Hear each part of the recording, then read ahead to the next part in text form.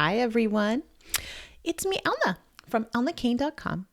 And I'm going to do a Facebook Live to talk to you about online writing tips to help brand new freelance writers, okay?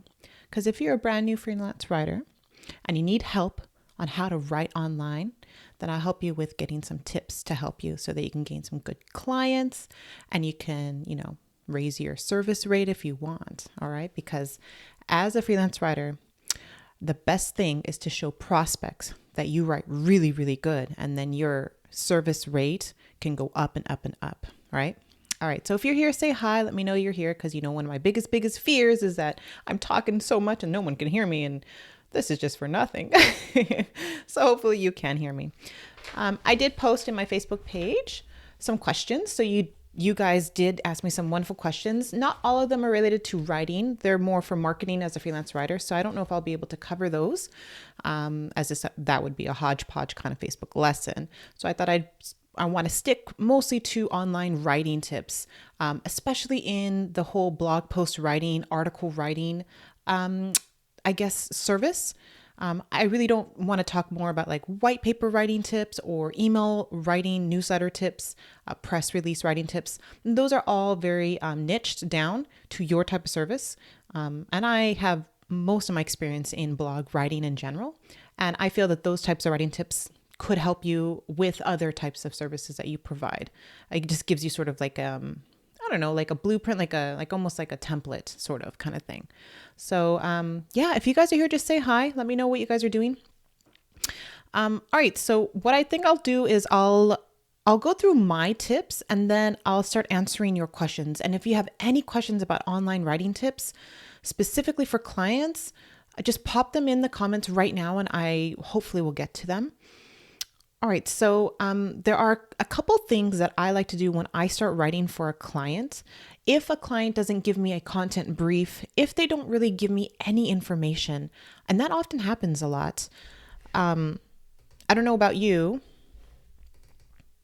But like a lot of the clients that I pick up, they rely on me to provide any kind of topics.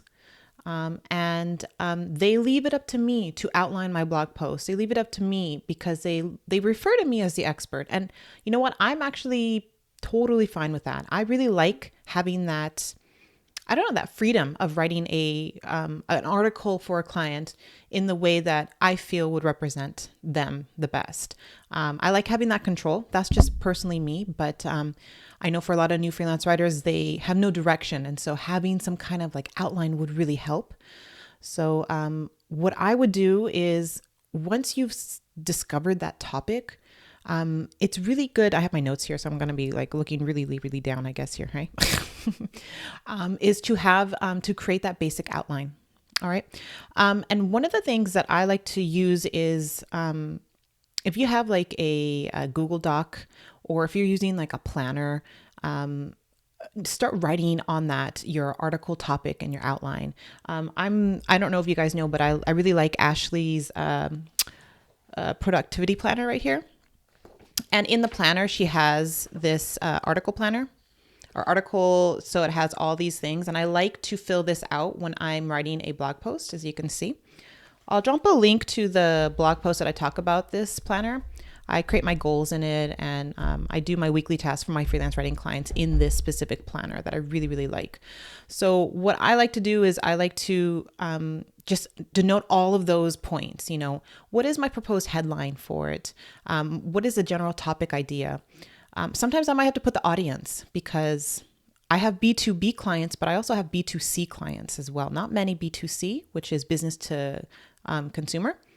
So those are more product-based businesses, versus B2B, which is business to business, which is more talking to other business owners about the behind the scenes of business marketing in general.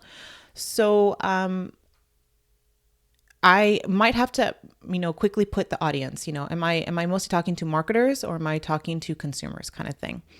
And then from there, I like to formulate a rough plan of what I'm going to be writing about. So for example, if I'm going to be talking about how to use Instagram marketing for businesses, right? Everyone knows Instagram. They know it's a social media platform. But how do you use it for business? So in my mind, I start thinking about my ideal reader, if they're brand new to Instagram, so mostly a large part of my audience, which are business owners, they probably don't know much about Instagram because frankly, they're older, right?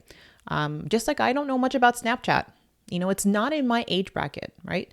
So I would think of those types of questions. What is Instagram?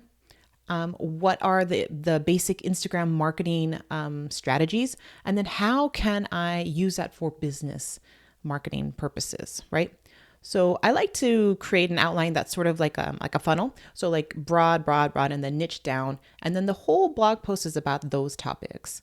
So I really set that idea in every blog post that I write. And I create subheadings. So I write out each subheading beforehand, before I write my blog post, so that I have an idea of what's going on. If you guys have any questions about that, I can go into, I think on one of my blog posts, I have a little template that I actually visualized that helps me with my blog writing. So I'll just grab it for you guys. And if you guys have any questions, just pop them in. This is actually a very long blog post, so I'm going to have to scroll fast. Let's see if I can find it. Of course not. It's not at the bottom.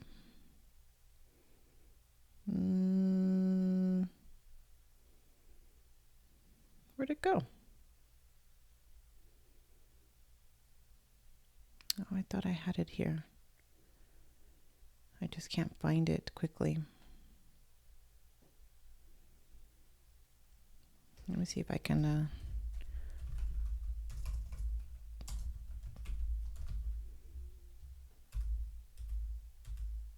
I'm sorry, I can't find this little template that I created. I created a nice little visual.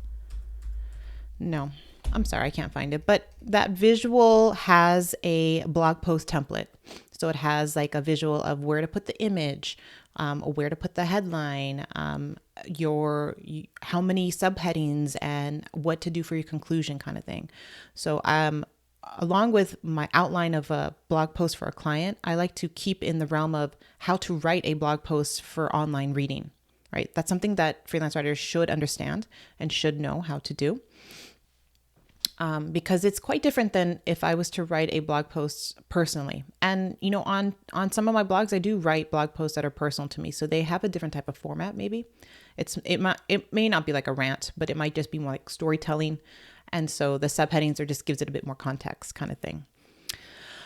So outline your project first and foremost. And then you need to do some research for your client. And that's one of the biggest things between a personal blog post and a blog post for a client. They need credible sources. And I actually did a Facebook Live. I think the one before this is about credible sources. So make sure you check that out. But finding those right sources, those stats that are credible and that can highlight your writing and your knowledge of the topic that you're writing about is very important. And one thing to note, once you start gaining more clients, especially bigger brands, to not link to competitors of them. All right. So if it's in the same niche, I would be careful of linking to another competitor site that is popular. Hey, Joanne, glad you can make it. All right. So she says, I write B2C digital content. That's awesome. So business to consumer. That's great. Elna, I have been unsuccessfully cold pitching for a while. I want to approach local small businesses. How do you suggest I do this? Written letter, their Facebook page. You know what, Joanne? I would probably check out their Facebook and social media profiles first. When businesses hire writers, they have a marketing strategy online. And you can find out their marketing strategy by looking at their Facebook page profile. Do they have a lot of followers? What type of content are they sharing? Look at their Twitter. Okay. Go and see if they even have that business has a blog. You're going to have better success pitching to clients that have blogs than those that don't, because businesses that don't have blogs, then you have to totally convince them of the whole idea of online marketing. And that's a big order to fill, right? Like that's something huge. And personally, I would never do that. It is so much easier to gain clients that already know the value of content marketing and content writing. So I would do that. I would go to their Facebook page. I would engage with them, share their content. If they have any questions, social stuff, answer them, things like that. And then I would do warm pitching. I mean, I'm more successful with warm pitching, honestly. So Joanne, like, if you're a course student of mine, go into the private Facebook group and ask the other writers that are totally successful with cold pitching. They might have some insider tips that I'm not familiar with, but I'm better. I convert better with warm pitching than anything else for me. So that's my whole idea. All right. So research, as I was saying.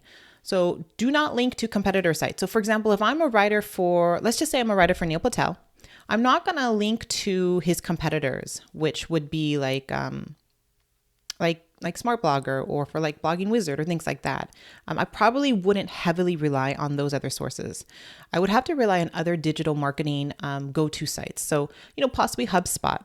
I mean, I would have to ask the client first if those are credible sites that I could link to. I would also go to his blog post and look at the sources that they're using. What are his writers referring to when they link to stats and stuff? What are those? I mean, are they doing other types of online businesses and marketing platforms that aren't as popular, but still are the go-to sites? So I would do my research, especially for my digital marketing clients, on the sources that their other writers are linking to. That gives me some help. Some of my clients have given me a list of credible blogs to link to, which is a really great help, right? Some other clients have given me a list of blogs not to link to. So as a freelancer, you're gonna have different clients that give you different information. You can casually ask as you're writing this blog post, I'm writing about Instagram marketing. Is it okay if I link to these sources? And then see what they say, kind of thing. So research is important. And if you haven't checked out the blog post about credible resources, I'll just link it in to the comments. Let me just find it. And thank you guys for showing up. I know I just blasted you. I'm like, I'm live right now. All right, here it is. Let me see if I can add it to the comments. Yes, I think I did. All right. Oh, great, Joanne. I'm glad that helped you. Hey, Tim, warm pitching. Question. Warm pitching for me is sort of the dating phase of getting to know someone. It's relationship building, right? So, I scratch your back, you scratch my back. It's the whole networking principle, I find. And so for me, warm pitching means, engaging with potential businesses online, sharing a lot of their content, featuring their content on my blog posts. Things like that are very helpful. So that's what I attribute to warm pitching. And then I get emails months later of the people that I've engaged with on social media to ask to be a writer for them. So I know this process works. It's a longer process, but it is more sustainable. You have better clients that way. Let me find you the post about networking. And maybe that can help you with some tactics for warm, because it's warm pitching. It's warm. It's not cold. You're not a stranger. By the time you talk about, you can pitch to them, you want to be a writer. You can pitch to them, you want to write on their blog, things like that. By that time, you have developed a relationship with them. Hey, Yvonne. Oh, I just sent to make your first Hester. What does that mean? Great. Moira, I'm in the UK and would really like to know how to reference quotes and research correctly in article and blog posts. So referencing quotes and articles. Okay, so let me go to a client post of mine so I can show you.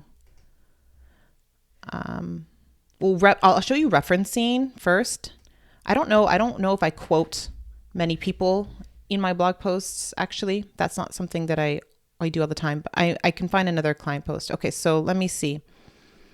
Okay.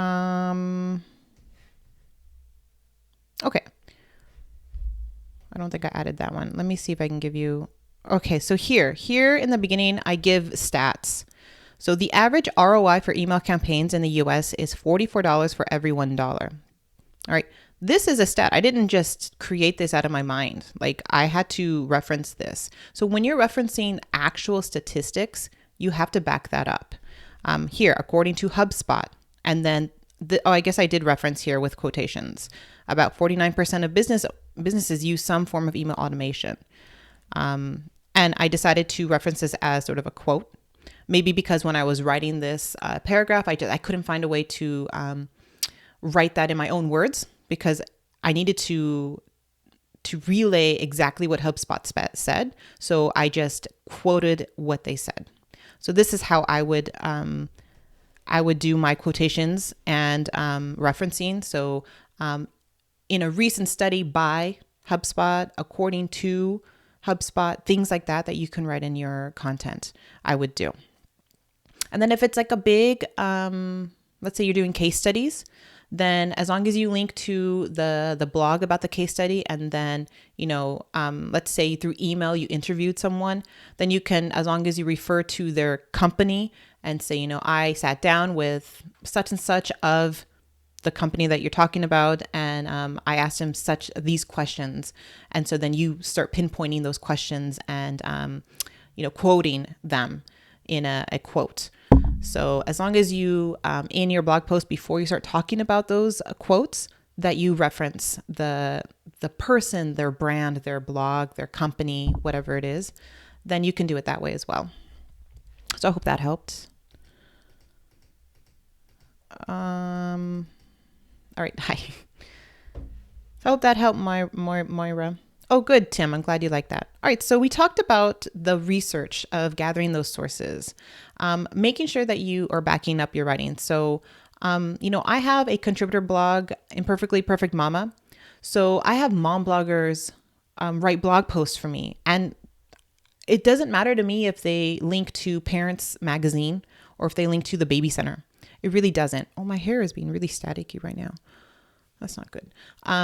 Because it's a mom blog. And so it's okay if they link back to other mom blogs and they link to their own mom blog. I'm fine with that, right? Because it's just, this is the blogging world. Now, I also have freelance writers that have guest posted on Imperfectly Perfect Mama, and they do use credible sources because they're using that as a sample for their writing, right? So there is a big difference. If you're going to create a sample of your writing, then you have to show clients that you are credible and you know how to link to credible sources, right? So if you land a guest post on Scary Mommy as a freelance writer, write in a way as if it was a client. If you're talking about postpartum depression as a mom, share your story, but then back it up with credible sources. Postpartum depression affects 38% of new moms. Link to that with a credible source, kind of thing. So you can turn guest posts that are more personal into a sample by doing sort of that switch. Oh, great. I'm glad you like that. Great. All right. So that's the research part of your writing. So creating that outline is important, and then getting those sources. I like to do that as I'm writing. I don't know what you guys do, but I don't gather my sources. I do have a swipe file actually. I can't show you it right now because it lists all my clients, but, I do have a swipe file. So any kind of blog post that I read, any kind of new marketing platform that I learn about, I just copy the link and put it in my, in a digital format. That's easy for me. So you can use Evernote. I just have my notes on my desktop. So you can use even Google Docs if you want to. So find a way to, I think Pocket is another one where you can just, grab and store kind of thing, like one of those apps. Those are really handy for freelance writers. And that's handy for me to, as I'm online reading content and I like it, it has some good, and if that content has really good stats, I'll use those stats. I'll use their references because I know they're credible, right? So it cuts the time for me if I'm researching as well. That's okay. You can use the same resources because those are credible resources that all other types of blog posts are using about postpartum depression or about email marketing or whatever your topic is. All right. So then the third writing tip that I can offer are headline tools. So your headline is important for your client. Your client may have already given you the headline, and that's fine. So that's great. But there's going to be clients that don't. You guys agree on a topic, and then you're given the freedom to write a headline. So depending on the client's need, are they SEO focused, or are they brand building SEO or SMO focused? So social media marketing focused. That will tell you the type of headline to use. So for example, for my blogging wizard client, which they rely heavily on social media, and they do gain Google ranking, but I think Adam gave me headlines that were that he gave me. So I believe this is his, that's his. I mean, it could have been David's. I don't know if David, you're watching this. Did you create that headline? Because I'm pretty sure sometimes Adam gave me the headline. I full on thought that was my blog post I was showing you anyways, eh? Let me see if I can find my content. Because when I first landed this gig, I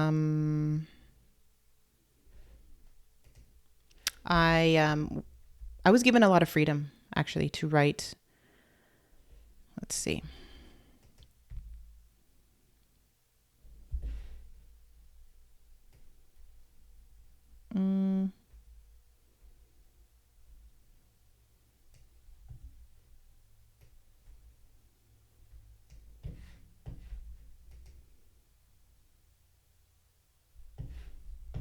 Let me go here. Yeah, so a lot of these I think I created. How to beat bloggers block with endless blog post ideas. These are like one of my first content headlines. And I think over the years, yeah, are you making these rookie blogging mistakes? Here's how to fix them.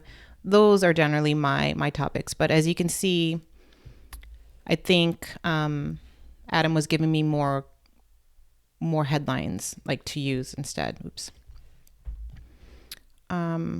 So yeah, I think that's what ended up happening. But anyways, regardless of that, you can use headline tools. And so I like the Advanced Marketing Institute Headline Analyzer.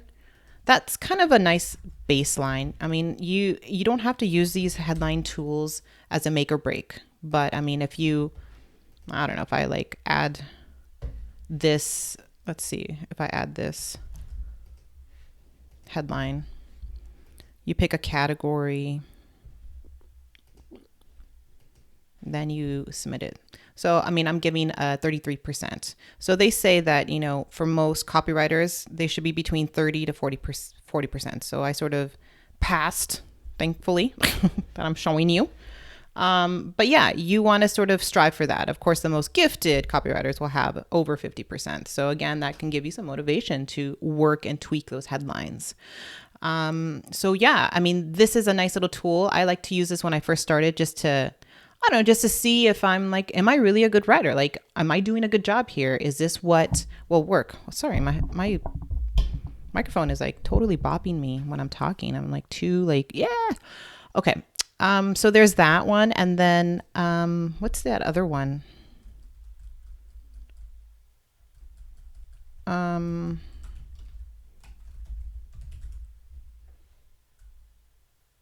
Yeah, co-schedule, that one.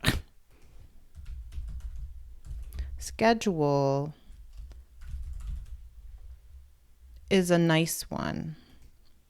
So this one gives you a breakdown of, here, I'll pop it in here, of your content. So again, if I copy this one, let's see what co-schedule gives me. They may not really like it too much because it's not pizzazzed, And they've changed this where you have to like add all this stuff now, eh?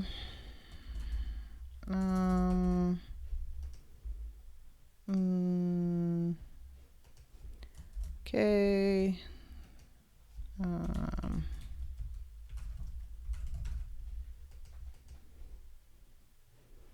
Let me just, what if I really have to fill this all out?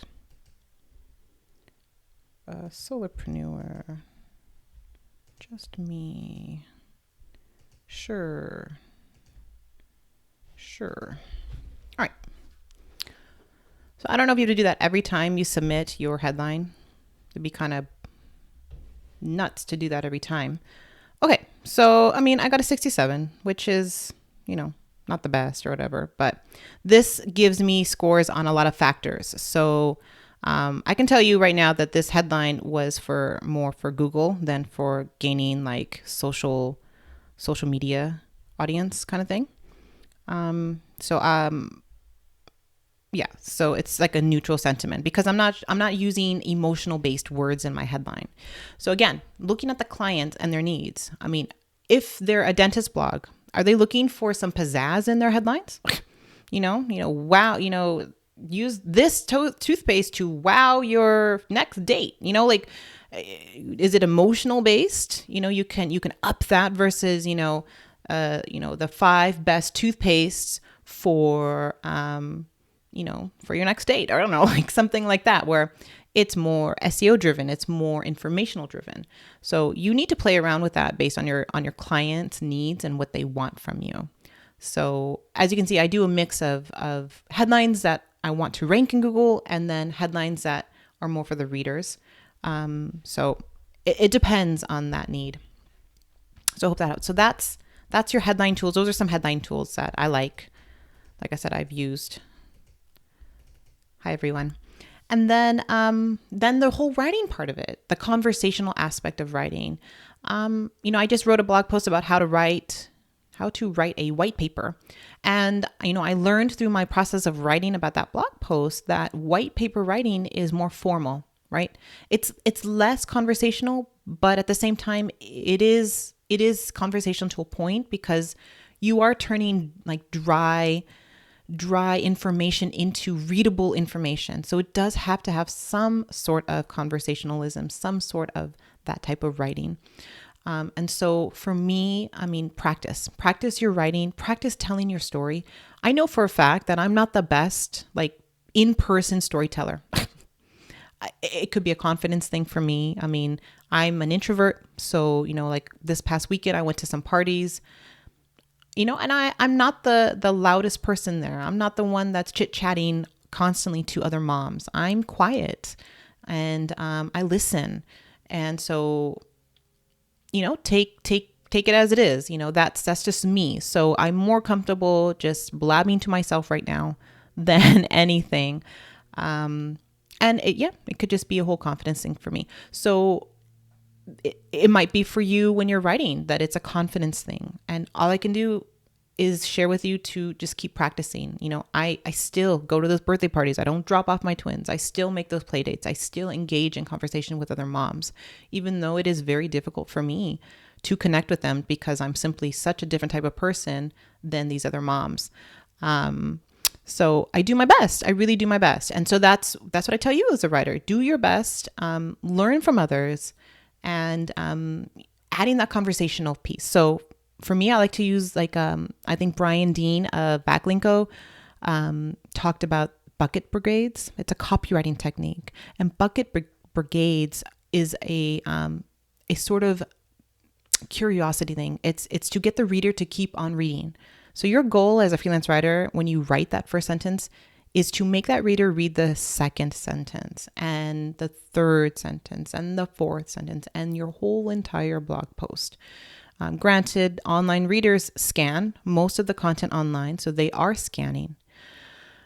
But I know for a fact that a lot of my blogs, people actually read my posts. They read it because they reference it and they enjoy it. They say they enjoy it. So taking a look at how to incorporate that. So Bucket Brigade is like, you see a lot of that on Smart Blogger actually. So that's a technique that smart bloggers and like even like John Morrow does. So I'll give you an example of that if I can find his writing.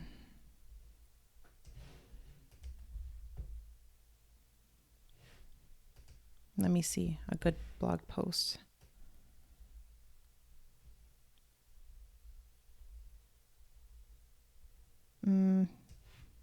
Here's one.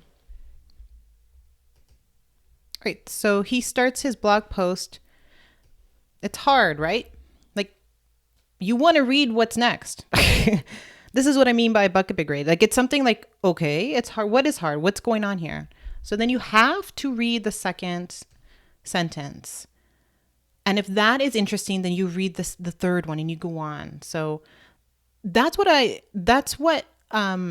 helps build that engagement and that curiosity base so that people want to read your writing. Hey, Moira. I was wondering if you need to train as a journalist or have certain qualifications to write white papers or not. Yeah, honestly, I don't think so. No, I know there's a lot of my course students, they pick up white paper writing and you don't need, I personally don't believe you need qualifications. It would be helpful if you want to, and if you are a journalist, then I'm sure, but you don't need to.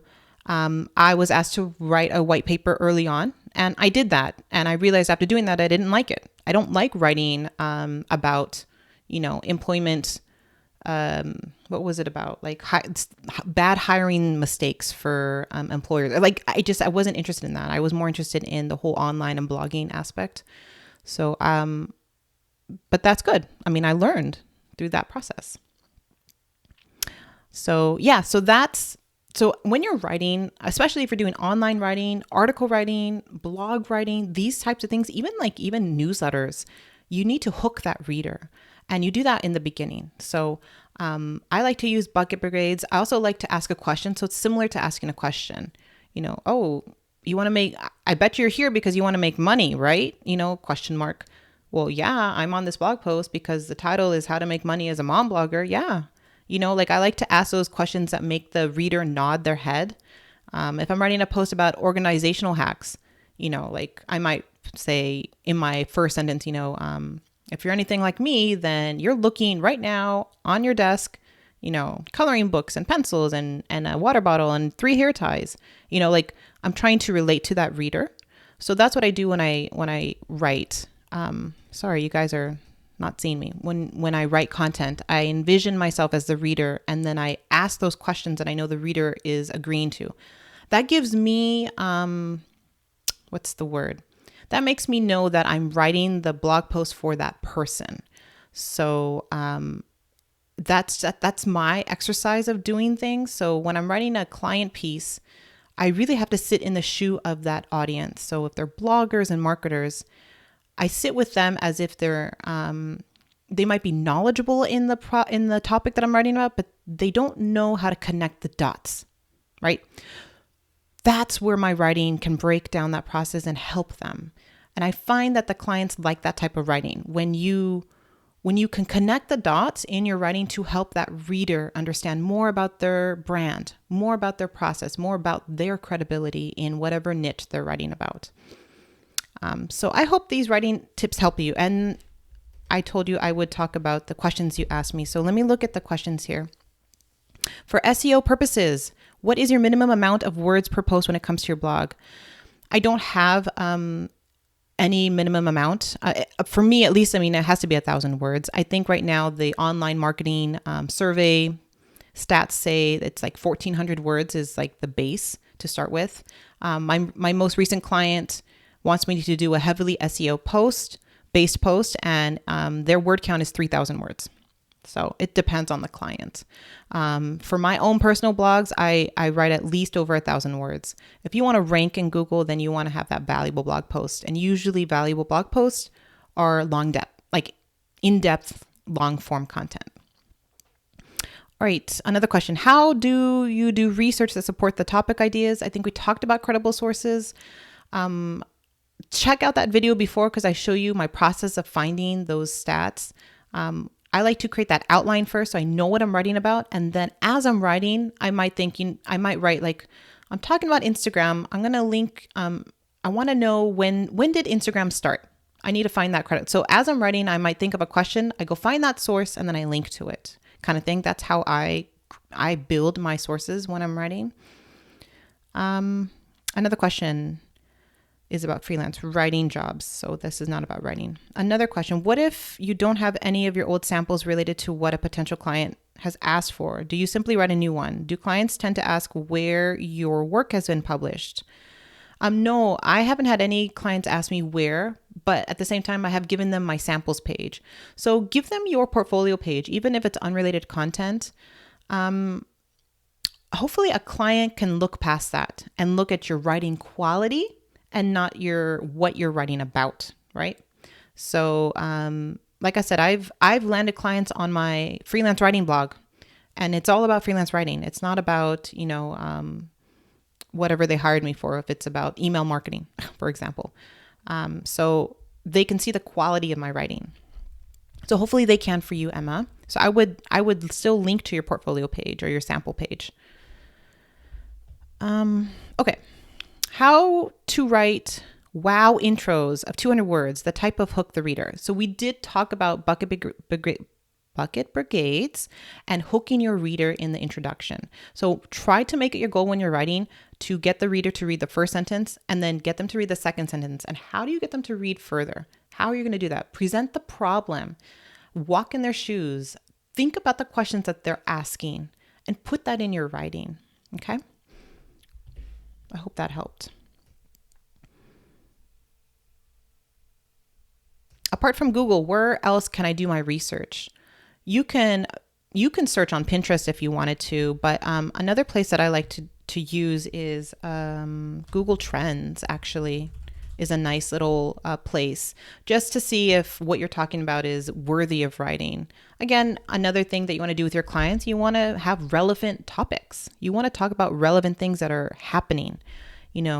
Are poke bowls still popular? They were in January. Are they still popular now in the whole, healthy niche content? You can take a look and see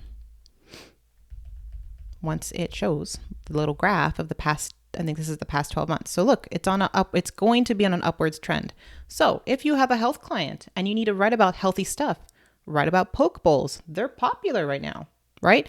These are things that you need to, you can put in. So, and it's based a lot on your niche. So like for me, digital marketing, I don't know if there's too many new things, but there might be a new tool, a new platform, something new, or whatever, a new topic that's happening. A couple years ago, I believe, was it Twitter? They removed all the shares or something like that. Like that was a big thing back then. So I'm pretty sure that would have been trending on Google, right? So if you notice something, check Google Trends, see if it's an upward trend, and see if you want to talk about it in the blog post. But ask the client about that if they're really interested in more of current topics. Because again, if they're writing evergreen content, which should last years and years, you really don't want to pepper your blog post with what's happening right now. So I use Google Trends sort of as a way to pitch the topics that would be happening. And I would mention that, I say, I know a lot of people are talking about poke bowls right now on Instagram and on Pinterest. Here are some topics that I can write about if you want that on your blog, right? It's just a sort of an opener, an icebreaker if you're pitching to potential clients. It then could be something that they like. All right, let me go back to the questions. Okay. Follow up on the white paper guide. Any suggestions on where to find ideas to use as white paper samples? It must be a bit tricky to write an effective paper without access to the business data. Yeah, it is. Like I said, I'm not knowledgeable in white paper writing because that's not my area of focus. But I believe you can do a mock-up. In my blog post, I wrote a little mock-up of a company, the sleep aid tech company. You can build something off of that. You could also reach out to a business and maybe do a white paper on them if they're interested. That could land you work. There are creative ways, but I would try to, if you really want to break into white paper writing, I found the success with your already clients and upping your service that way. That's what a lot of my course students are using. They're using their existing clients and then they're getting white paper writing services from that. So that's an easier way. If you don't have clients, then I would look at other white paper writers online, see what kind of samples they're having, see if they're mock up or if they're real. Reach out to them. Maybe they have some ideas. But personally, I would do something fictional. Or I would highlight I would pick a brand and highlight something, and then make sure in your sample you say these are just mock-ups of what I could write about. Yeah, it's a bit tricky, I think, with the white paper writing. Hopefully that helped. All right, I think those are all the questions. Oh, Tim, I have used Content Mills, but haven't been successful as I thought. Any suggestions? Well, yeah, I wouldn't use Content Mills in general. They're low paying. The clients there don't value content at all. So I would stop looking at the Content Mills, look at job boards, have that writer website, create that presence online, and so that you can make a living out of this. That's the best thing for me. If you feel like this is just sort of like a side hustle and you don't want to like make this long term, Tim, then start getting paid for guest posting. So like I know if you just type the best places to get paid to guest post, I don't know. There are a lot of blog posts out here. So like AOL.com has something like the best places to get paid. So here, freelance writing, 25 sites that pay for guest posts. So research that on Google and find these sites. I even have some on my blog, actually. I don't know why I didn't show you guys that, but I wonder who wrote this. Let's see if it has an author bio. No, it doesn't, eh? See, this is interesting. AOL has sort of this portal here. It'd be cool to write for them, eh? They have all these different niche topics. So again, these are things that you can do warm pitching. Share this content, share it with your audience, engage with them on social. You never know. If they find out that you're a writer, maybe you can write this stuff for them. That's pretty cool. I personally like to align myself with big brands. It's a lot easier to snatch up new clients when they know, oh, you're a writer for AOL. Oh, you're a writer for, all these big sites. Like, yeah, that boosts up your credibility like a lot. Anyways, I'm going beyond that point. But yeah, find these sites. If you don't want to use Content Mills, try job boards and try getting paid for guest posts. And then building that platform, building your own writer website to show samples, to show that you're credible. Hey, Patsy. Hey, how do you package yourself as a professional writer? Have a website? How do you approach a new client? Cold emailing? Yeah, all of that stuff is a step-by-step. I mean, I do have my own writer website, which is Innovative Inc. This was my first website that I created, and it has given me like tons of work. So I strongly believe when I talk to new freelance writers to have that platform. It will help you look credible and established as a freelance writer. I've had clients when I just launched, I think within the first 3 months, they thought just looking at my website that I've been a writer for years. That's how it looks to potential clients when they land on your site, how credible you are. And they look at like, whoa, you're a legit writer. So I do teach that in my courses and on my blog. So if you're interested, you can check that out if you want on my site, Elna Kane. As far as proposals, I personally don't do proposals, although I'm gonna eventually write a blog post about proposals because I'm finding that a lot of new freelance writers are doing this. So this is something that I might incorporate later on. But for me, I market myself through my writer website and through guest posting and my author bio, engaging on Twitter. There's a lot of things. So if you want to pick up my free course, I actually have a free course that walks you through all these different steps. So maybe you can try that, Patsy, if you haven't already. That actually has some really good tips on like the roadmap of what you need to do. I really like that.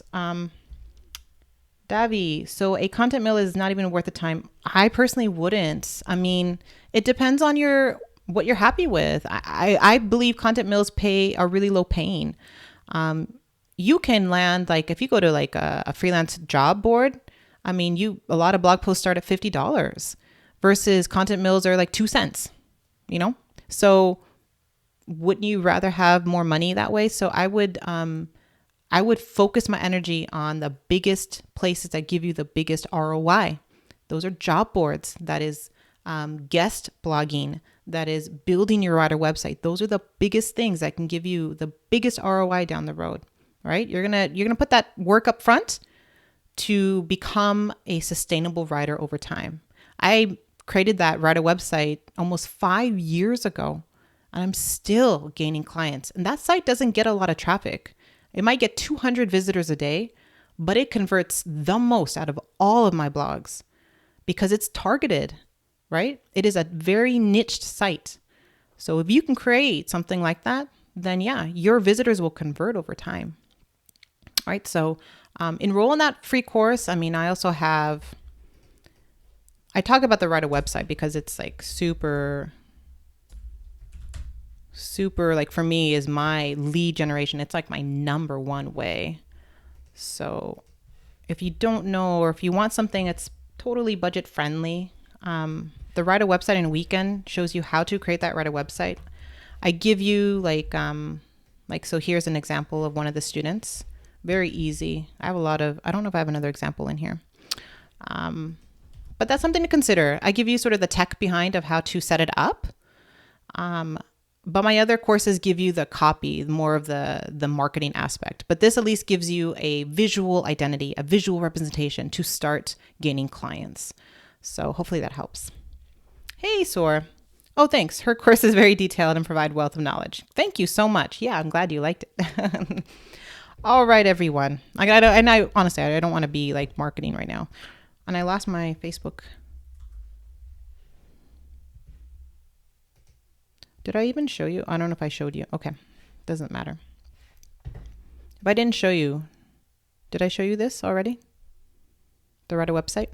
So here it is. I'm sorry if I didn't show you this is an example of one of the course students right here. How she was able to create their website within the course. So sorry I didn't show you that. All right, I think I answered all the questions. If you guys have any more, just let me know. These are just online writing tips to help you with gaining clients. And I did talk a little bit about some marketing aspects. So I think those are all the questions from the previous thread. And thank you so much for joining me. Thank you. I'm hoping to do a couple more Facebook Lives because next week is the last week my twins are in school, which means they're going to be home every day, which means it's not going to be so quiet anymore. So if that's, so I want to get a lot of videos done, a lot of Facebook Lives to help you guys. I enjoy doing this. So if you have any ideas, then just pop them in my thread or on my Facebook page somewhere if you really want a live on such and such topic. So yeah, just let me know. All right. Have a good day, everyone. Bye.